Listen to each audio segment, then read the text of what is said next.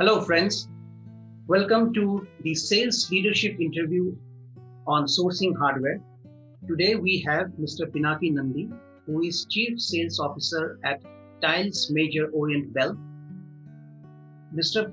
Pinaki Nandi has crisscrossed FMCG, telecom, as well as building products industries over the last 24 years. So today I'm going to start this interview with Mr. Pinaki Nandi. So let me put forward our first question to you. You have worked in FMCG, telecom, as well as building materials industries. What are the distinguishable as well as overlapping, sales techniques of these industries or of these sectors in your assessment? Okay, right. So right at the beginning, you introduced me as saying that I am somebody who has crisscrossed across industries.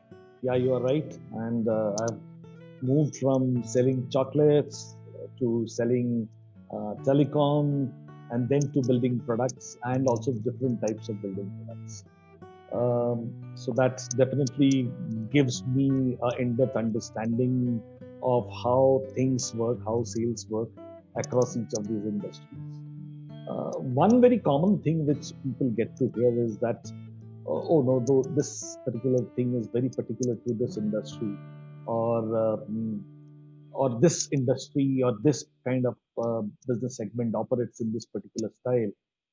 But let me tell you, having worked across four different industries, I can tell you for sure, as far as my experience goes, that the basic tenets remain the same, correct? Especially for a salesperson. If you look at a salesperson, his job is to deliver sales, and when I say sales, their job is to deliver sales growths. Let me add few more things to it. Their job is to deliver profitable and sustainable sales growths. This is the core objective of any salesperson, irrespective of the industry that they are operating in.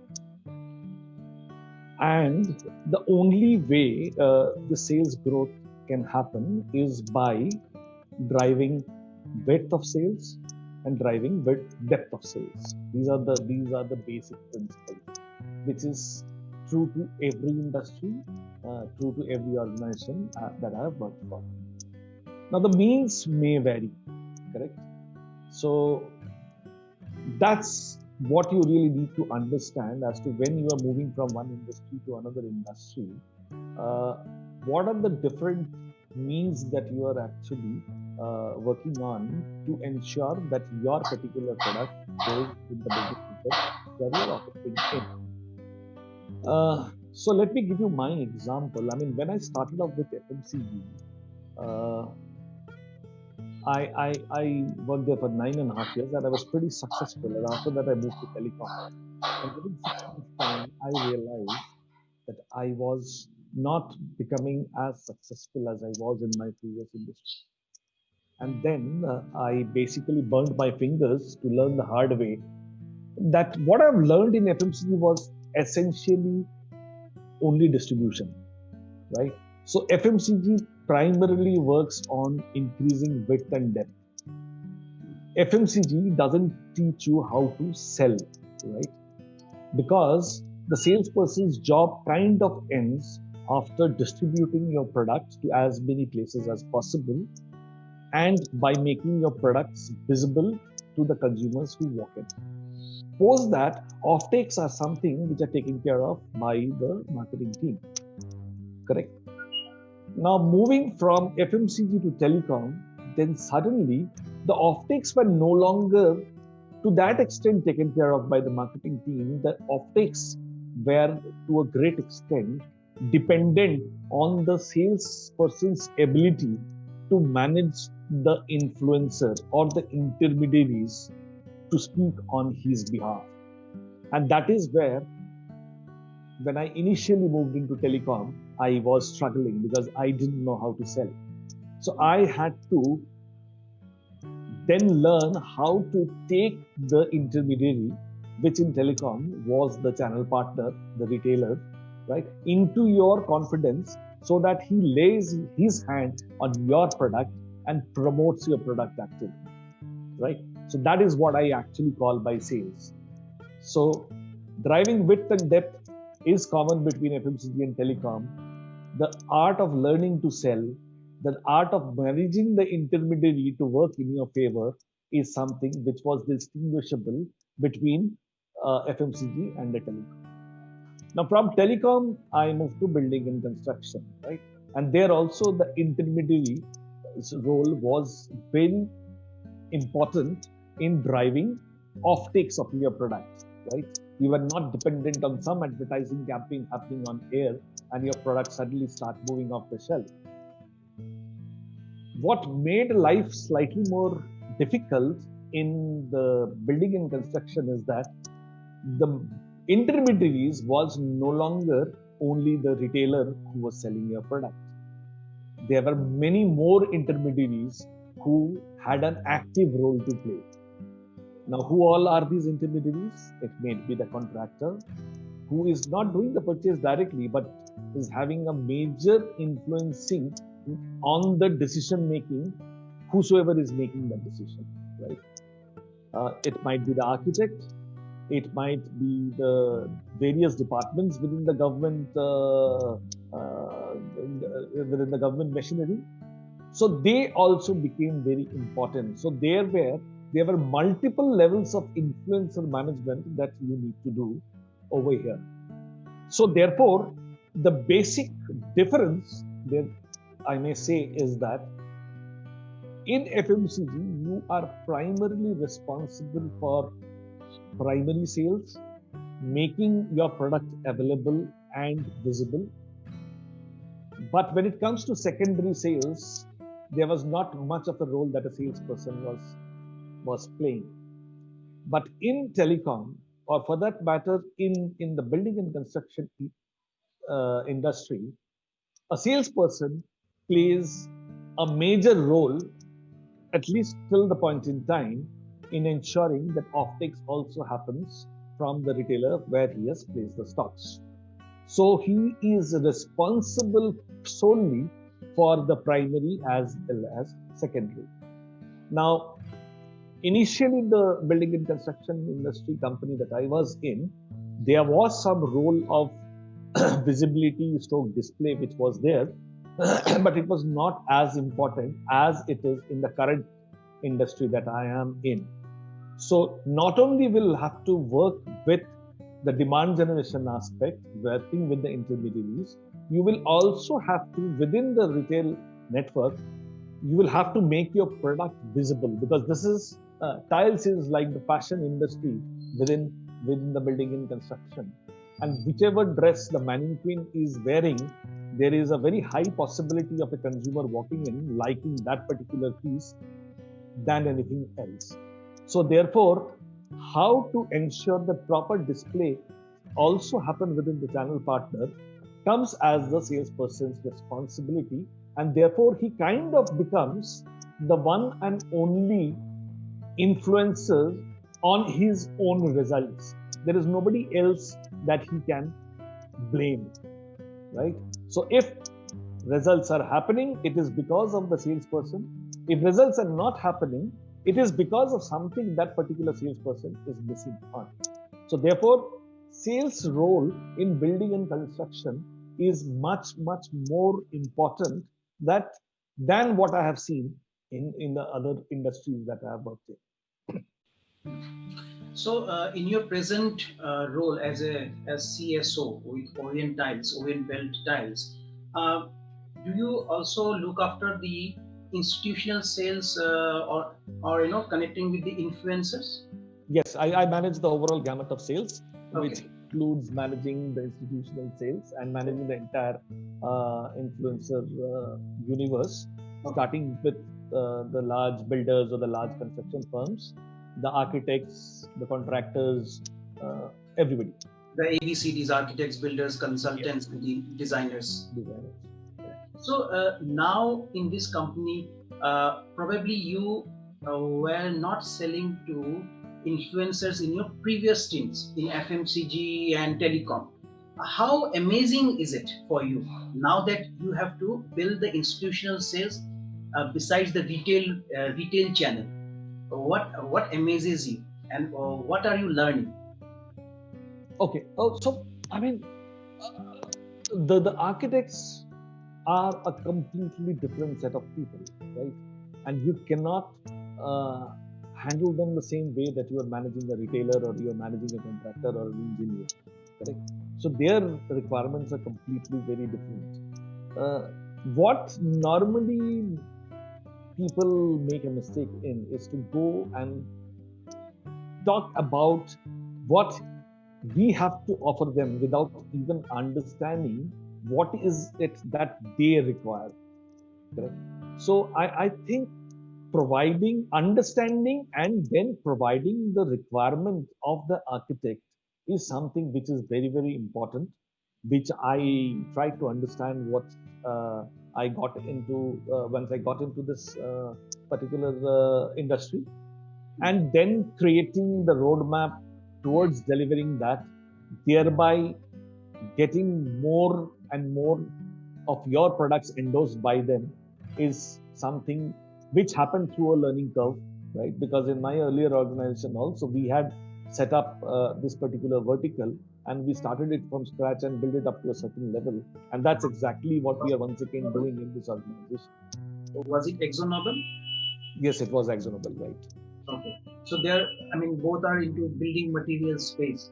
Yes, So, are into building. in common things. So one thing which I really feel that many organizations make a mistake on is the fact that going and trying to teach aesthetics and design to the architects. Okay, right? I think they are already mastered that, and that's something which I don't think that they appreciate. We should come in and pitch in with the technology of the product, right? How the product is superior and how it can actually add value or their value proposition when they go and pitch it in front of the customer is what is important. They are very, very interested in how we are helping them in choosing the right style which serves their uh, their desire or whatever the final vision that they have about that building, right? Or any construction interior designing that they are doing, right? That's what the need area is, right? Because there are so many companies around and there are like multiple thousands and thousands of designs around, right? So you go and shove them with another thousand designs, they will only be confused. The main role that we can play over here is to help them choose the right design, right? Okay. In line with the overall vision that they have about it. And I think that is where we, as Orient Bell, have started doing over the last 6-8 months a great job around that particular stuff, making the life of an architect much more simpler when it comes to making the choice of the right style. Okay. Right, and we have made major use of the digital platform in this. People say that once COVID has struck, everybody has been forced to get digital.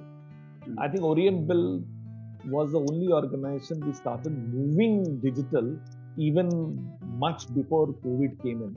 So by the time COVID hit everybody and everybody was forced to get into this path, by that time we already had created at least a year's gap between ourselves and any other competitor. Tiles is such a commodity where one can't see branding. Does it make your task a bit more challenging? Well, yeah, it does.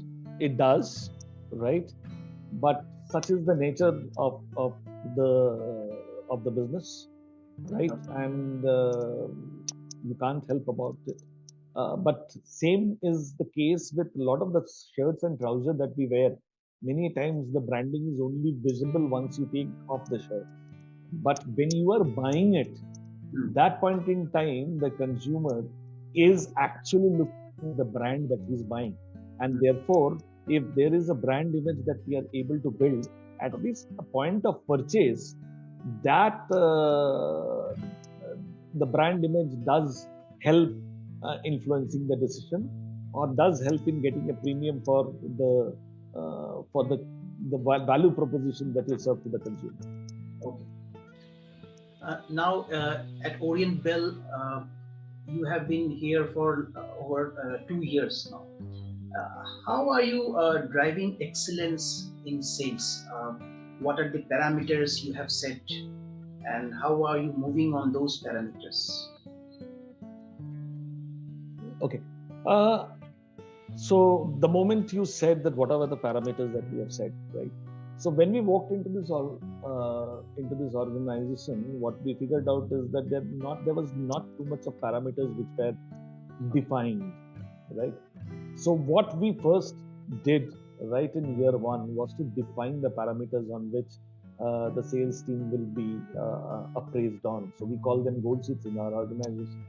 So we set some common goals, right, which are tangible in nature, which will not leave any scope for subjectivity. And right in day one, making our expectations clear to each one in the sales team, sales organization, that this is what is expected in terms of deliveries, and this is what is outstanding performance, this is what is a very good performance, and this is what is a good performance. And with every year, we have kind of built up on that.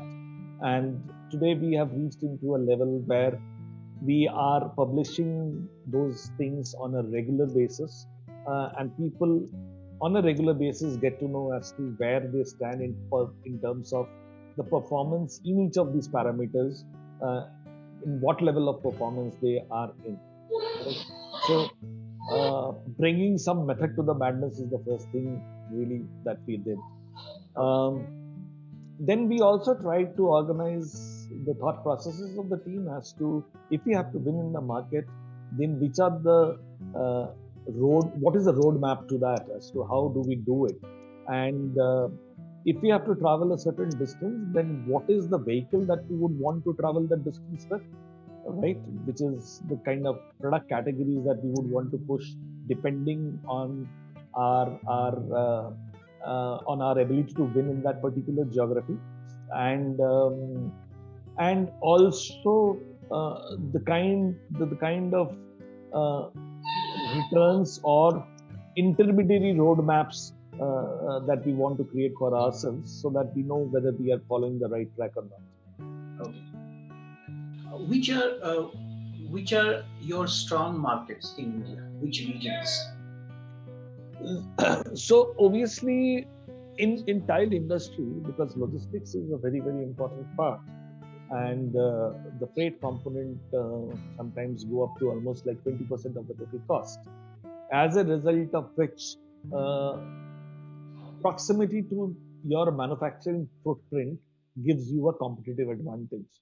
And we have got a very large manufacturing unit here on close by NCR, which kind of produces almost 70-80% of the total tile requirement by category under one roof.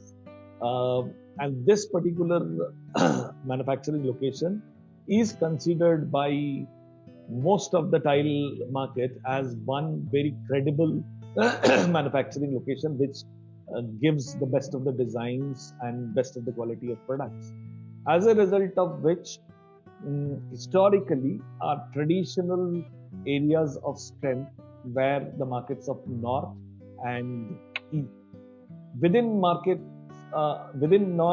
the UP and the NCR belt, and within East, the Bihar, Jharkhand, Nepal, and parts of West Bengal. These are the areas of strength for Orient Bell.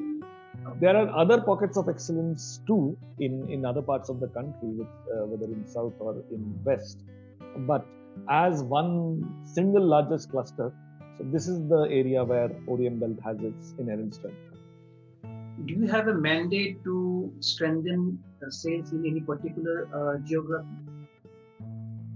Yeah, so what we have always seen is that the areas where you already have a relative strength area, right, where you are already competitive, it is it is easier to grow that territory or to gain shares in that territory. Whereas other territories where you are not so deeply entrenched, it takes a bit more longer to get into some kind of a some kind of a sustainable growth, right? So we all know about the hockey stick formation of sales trajectory. So therefore, what we have done is that we have split the market into two geographies, right? So one is weak markets, other is the relative strength markets, and we have got two specific strategies for these two types of markets. And in the weak markets, we are playing a relatively long-term game, right? Whereas in the existing market where we are looking at expanding our footprint to the tier 2, tier 3, tier 4 towns, and also expanding our footprint in some of the lesser share categories where we might not be as strong as in some of the higher share categories. Okay. You mentioned about your manufacturing unit. So, in a way, you transported me to, I think, 7 years ago, when I visited, I and one of my colleagues, we visited your Sikandrabad factory. Oh, really? And your MD, Mr. Madhur Daga, hosted us for an interview.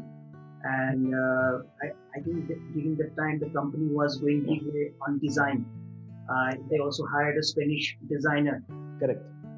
Yeah. So it was quite an interesting, experience for us to visit and see your manufacturing process.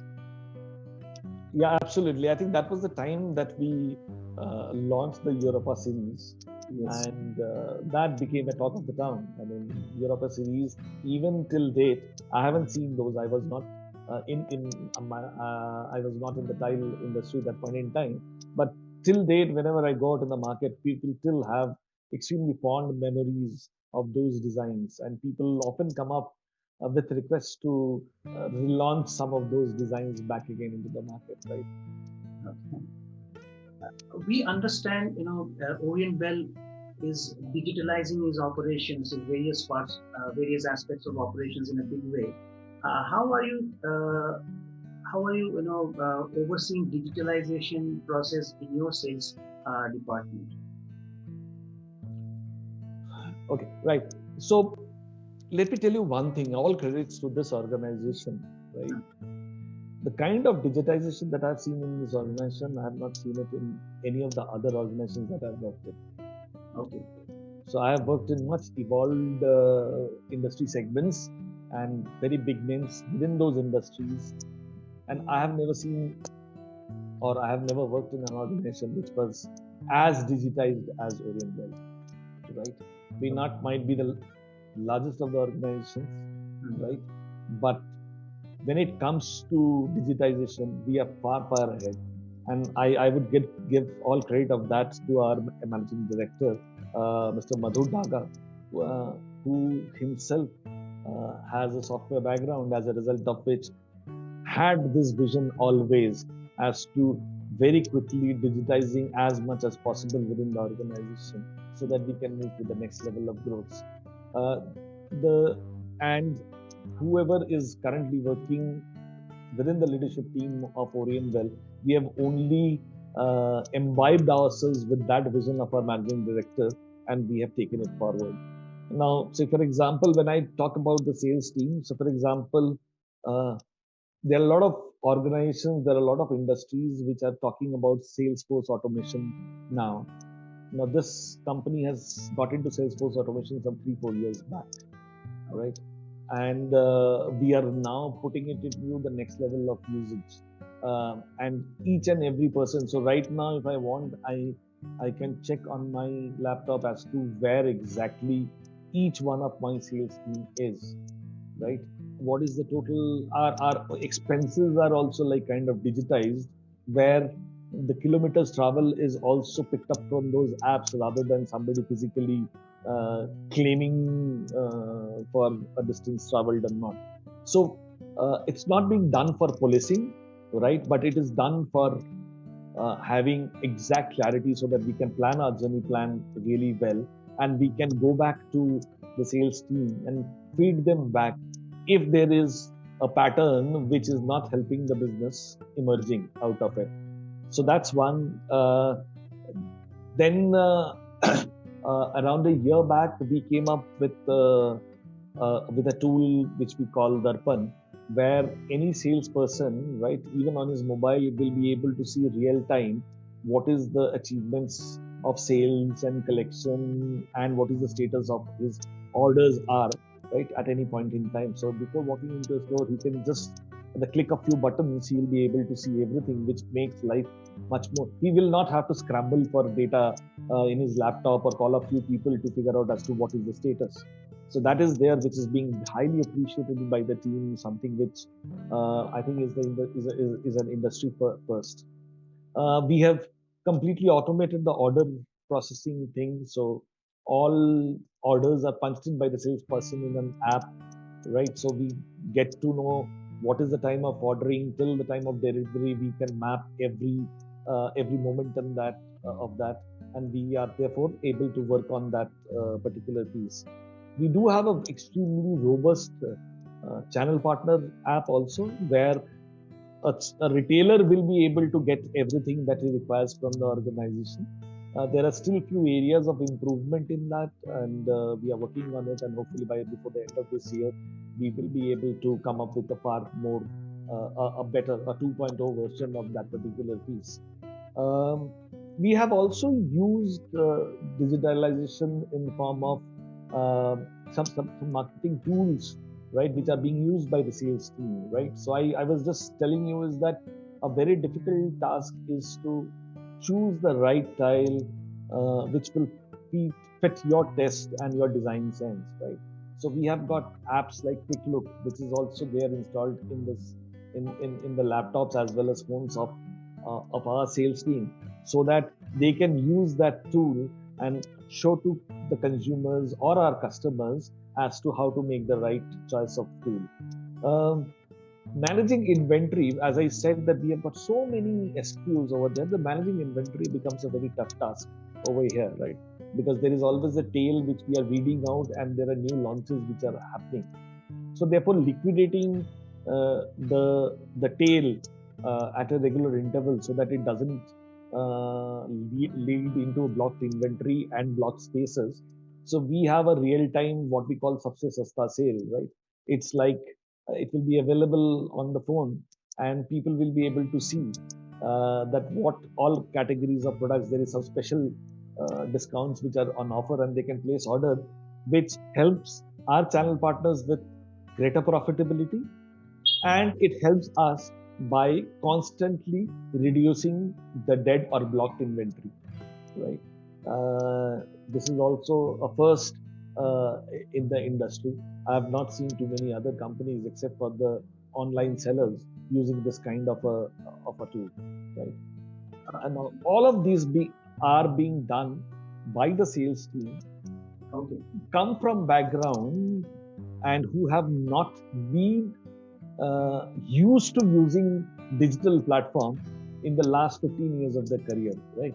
So we basically had to imbibe this culture within the same organization that we had, make them so very comfortable with this that today they can't think of life beyond this, right? So that must have involved a lot of upskilling of salespeople. Yes, it did.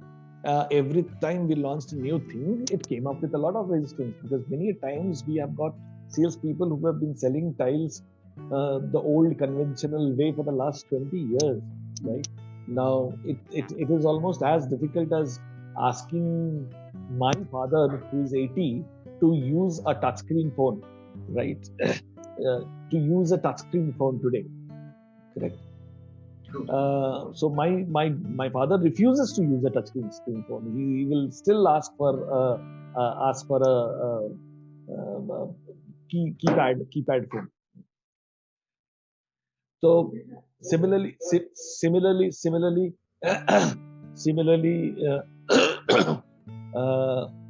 asking and getting these guys up to speed, right, and make them use all these digital tools, right, was also not very easy. Okay. So did that involve some sort of training, offline training or online training? it involved multiple rounds of training, right? Okay. So, and I mean pushing them, right? Literally pushing them into the water till they learn to swim. So does it involve engaging consultants, external consultants, For training them? yeah, on these tools and softwares? No, so far we have done all the trainings in-house only, right? Okay. Because an external consultant will not be able to empathize the situation that these people are in, and they will not be able to talk the right language. So therefore, what we did was to create champions from within our team, right? So maybe within South, we picked up few techno-savvy guys, trained them up properly, and they became the trainers, and they trained the rest of the people, right, within the team. And when they demonstrated to their colleagues, right, who are also their friends, as to what is the benefits that they are getting, how he's using it, it becomes far more easier than a consultant from outside coming in and giving you GAN. However, at this point in time, we are looking at creating some kind of a platform where we will keep all these training modules as a repository where any person can just log in and do a self training or a self refresher at any point in time. Okay.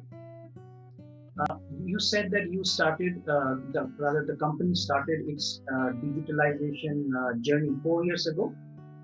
Yeah, it was around 4 years ago. 4 years ago.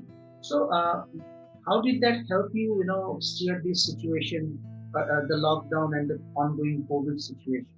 What is your, observation about that? Okay, so lockdown was something which was unprecedented, something that nobody ever expected. Okay, so what we did at this point in time was to ensure that let us use this time that people are not able to go out more productively. Now, this is the time that we did all our trainings. Correct. So we used to get people online, and we picked up one subject after another, and we did all these trainings during that time, and we heavily utilized this time to upskill our sales force.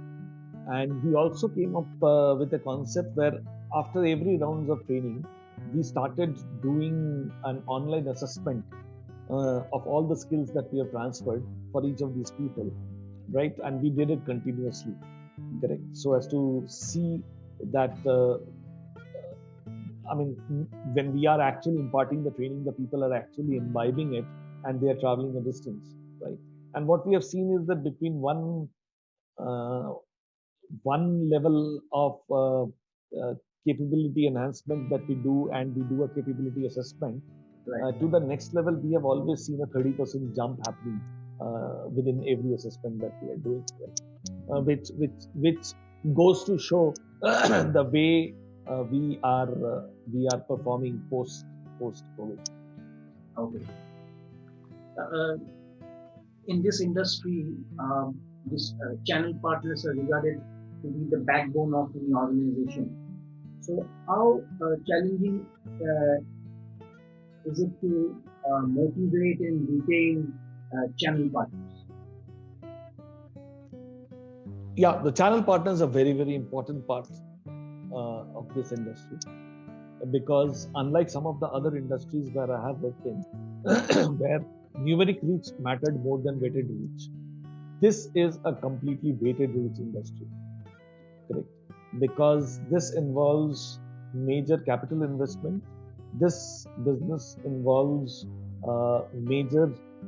requires a lot of space, both in terms of showroom as well as warehousing space, and therefore not everybody can just walk into this. Similarly, because the consumer knows very little about tiles, right? I think the only thing which a consumer would know about whether he likes the design or not, and there are two terms most consumers would know, whether this is a ceramic tile and this is a vitrified tile, without understanding even the difference between the two. So therefore, a lot of trust is there on the brand that they're buying, and more than that, there is a lot of trust that every consumer would have on the person from whom they are buying. So therefore, the channel partner becomes a very, very big brand ambassador of yours, and therefore, uh, these large channel partners, having them in your fold or to be present with the right set of channel partners is very, very important, right? Um and obviously, if somebody is really important, in order to have them in your fold is not very easy, because everybody is vying for that particular gentleman, right, to be in their fold. However, understanding, as I said, is that rather than going and telling them what you have to have in offer for them, uh, I think the best way to uh, manage a channel partner is to get into his shoes and understand what is it that he requires from us. Now, what we have figured out is that, see, any channel partner will be taking a call on which company that he would want to work for, or which company that he is going to promote. It is dependent on primarily three factors. The first is around the kind of profitabilities that he makes. The profitabilities both in terms of the absolute margins that he makes and the return on investment that he gets, right? So one has to keep a very close eye on the profitabilities that you are going to deliver for the channel partner. The second thing comes around the product. As I said, the technology of the product is not very different from one company to another company. So what really matters is the kind of designs that you have, correct? So you have to ensure that you are giving the right designs to the channel partner to cater to the taste of his universe, his customer universe. That's the second thing that one has to be very careful about. And the third thing is around service. And when it comes to service, there are essentially three things that they look forward to. One is what we call OTIF, on time in full. So whenever I need a stock, I get that on time. Whatever stock I need, I get that in full. So they are very, very interested in the organizations which gives them proper OTIF. Second is on accounting transparency, and the third thing is that if just in case, God forbid, if there is some complaints happening, the company should take complete ownership and resolve the issue on his behalf.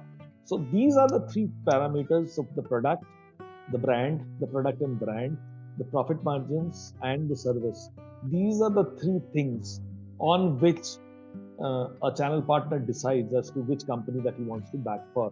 And our job is to ensure that we provide the best in these three aspects. This industry is extremely high on relationship. I would not say, I would want to use the word relationship, which I feel is slightly overstated, is overused. It operates a lot on trust, correct? So the earlier that you are able to build that trust on that particular with that particular gentleman, so the trust between the organization and that channel partner, the earlier will that gentleman come to your fold. So these four, so on the bedrock of trust, you have to ensure that we are providing them the right profit, the right product, and the right service. You mentioned relationship, and you also said it is overstated, overmentioned.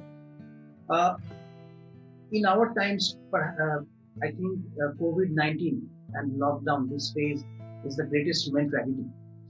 How your company stood by channel partners? Okay, so the thing is that, let me tell you, there are two things that we did. The first thing that we did was to standing by our own team, because our team will be the first interface with these channel partners and the organization. Okay. And if my team members are going in front of the channel partner and saying that the organization has stood behind me, the channel partner will also have that additional trust on me, saying that this organization cares about people, right? So first we stood by our teams so that they can reach out to the channel partners. So we created a special COVID fund for anybody if God forbid turns positive, his treatment is being taken care of. Apart from the general medical facilities that they already have, we gave them an additional cover to take care of the COVID stuff over there. We also took care of all the leaves, or if he has to go on quarantine and everything, so he will never go without pay quarantine or without pay leave on that. So that's the first thing that we did. And that resulted in our teams reaching out and meeting the channel partners one of the fastest amongst the other industry players. Then we also, with all our top channel partners, we provide them for a 1 year special insurance cover on COVID, and that's something which created a lot of confidence. And there were few channel partners who were eventually infected and has already availed that particular benefit. So that's how we stood by them. Many of these channel partners also went through momentary financial or you may say cash flow problems, right? So there we mutually discussed and we worked out a transition path for those guys and supported them during that period to such an extent that today a cash flow problem both from a channel partner's perspective or from an organization's perspective, we are standing in a far better place or in a far better position than we were prior to COVID. So finally, I would like to ask you sort of your prescription, keeping this very extraordinary times in perspective, and also digitalization. What are the trends would you see in sales domain? How should an aspirant or even a professional imbibe himself or herself, to be able to flourish in this sales domain in general and also in your industry? What is your perspective? So my first prescription is that all battles are first won in the mind. Okay. So in our organization, right from April, I mean end of March lockdown started. Right from April, we started talking to our teams in no uncertain terms that COVID can be a big opportunity for us, right? We banned the usage of this particular term despite COVID, right?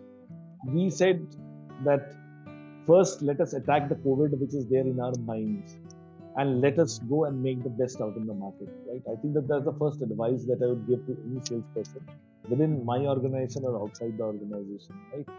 I mean, COVID is something which is there today, which is most probably going to be there for the next 1-2 years time, right?